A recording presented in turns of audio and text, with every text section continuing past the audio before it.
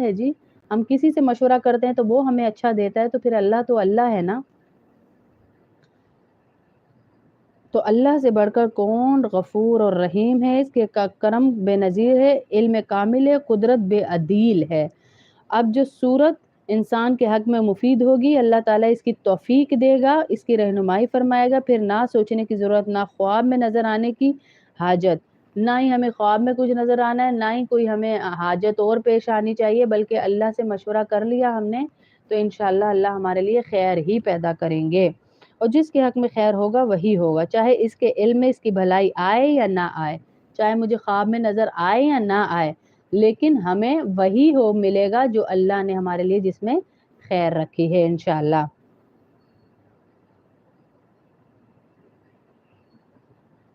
استخارے کی حکمت کیا ہے؟ استخارے کی 2 حکمتیں ہیں.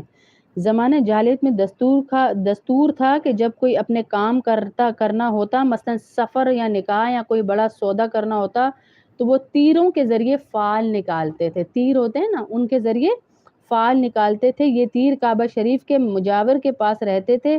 ان میں سے کسی تیر پر لکھا ہوتا میرے رب نے مجھے حکم دیا, اور کسی پر لکھا ہوتا تھا میرے رب نے مجھے منع کیا. یہ دونوں لکھے ہوتے تھے. تو اور کوئی تیر بے نشان ہوتا, اس پر کچھ لکھا ہوا نہیں ہوتا تھا. مجاور تھیلا ہلا کر فال طلب کرنے والے سے کہتا کہ ہاتھ ڈال کر ایک تیر نکالے. اگر کام کے حکم والا تیر نکلتا تو وہ شخص کام کرتا, اور کام سے منع والا تیر نکلتا تو وہ رک جاتا, اور اگر بے نشان تیر نکلتا تو وہ دوبارہ فال نکالی جاتی. تو سورہ مائدہ آیت نمبر 3 کے ذریعے اس کی حرمت نازل ہوئی, اور حرمت کے 2 وجوہ ہیں. اس کو منع کر دیا گیا کہ یہ والی فال نہ نکالی جائے. آج بھی ہیں نا کچھ ایسے لوگ کہ فال نکلوا لو کہ ہمارے لیے کام ٹھیک ہے یا نہیں. اور اگر پیر صاحب نے کہہ دیا, اگر کسی دنیا دار نے کہہ دیا بس کہ یہ کام ٹھیک نہیں ہے, تو ہم پھر ادھر کے ادھر ہو جائے, ہمارے ذہن میں وہ بات بیٹھی رہتی ہے کہ انہیں کیا سی یہ کام ٹھیک نہیں ہے, تو پتہ نہیں کی ہونا ہن ساڈا ہے. تو جب انہوں نے کہہ دیا کہ اللہ نے بتا دیا طریقہ کہ استخارہ کر لو,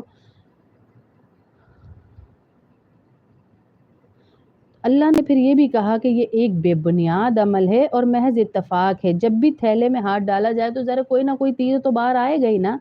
اس طرح سے فال نکالنا یہ اللہ تعالیٰ پر افطرا اور جھوٹا الزام ہے کہ اللہ نے ہی منع کیا اور اللہ نے ہی کہا, یہ جھوٹ ہے.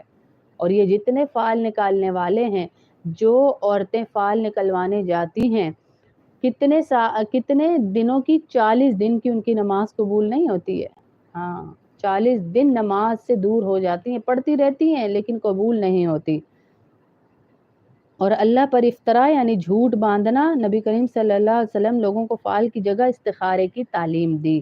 اس میں حکمت بھی ہے اور بہت برکت بھی ہے.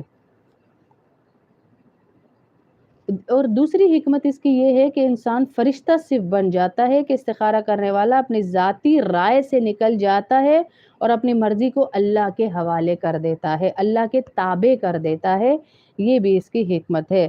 اب مسنون استخارے کا طریقہ کیا ہے, یہ غور سے سنیے گا ذرا کہ استخارے کا مسنون طریقہ کیا ہے. یہ جو مارکیٹ میں آئے ہیں یہ تو ہم نے خود بنائے ہیں نا, پیر صاحب سے کرا لو, قاری صاحب سے کرا لو, امام صاحب سے کرا لو, باجی سے کرا لو, اس سے کروا لو, یہ تو ہم نے خود بنائے ہیں. اللہ کے نبی صلی اللہ علیہ وسلم نے ہمیں کیا بتایا؟ سنت کے مطابق استخارے کا سیدھا اور آسان طریقہ ہے. دن رات میں کسی بھی وقت بشرطیہ وہ نفل نماز کی ادائیگی کا مکروہ وقت نہ ہو, 2 رکعت نفل استخارہ کی نیت سے پڑھے, 2 رکعت نفل پڑھے استخارے کی نیت سے. یہ کریں کہ میرے سامنے یہ معاملہ یا مسئلہ ہے, اس میں جو راستہ میرے حق میں بہتر ہو, یا اللہ میری مدد فرما اور میرے لیے فیصلہ فرما. سلام پھیر دیا, 2 رکعت نفل پڑھ لیے, پھر نماز کے بعد استخارے کی مسنون دعا مانگیں جو حضور صلی اللہ علیہ وسلم نے تلقین فرمائی. یہ بڑی عجیب دعا ہے کہ کوئی گوشہ زندگی کا اس دعا میں نبی نے چھوڑا نہیں. اگر عام انسان ایڑی چوٹی کا زور لگا لیتا تو بھی ایسی دعا نہیں کر سکتا تھا. نبی کریم صلی اللہ علیہ وسلم تلقین فرمائی کہ اگر کسی کو دعا یاد نہ ہو تو کوئی بات نہیں, کتاب سے دیکھ کر بھی ہم دعا پڑھ سکتے ہیں. اللہ اکبر. اگر عربی میں دعا مانگتے ہیں, وقت دقت ہو رہی ہے تو ساتھ ساتھ اردو میں بھی دعا مانگیں. بس دعا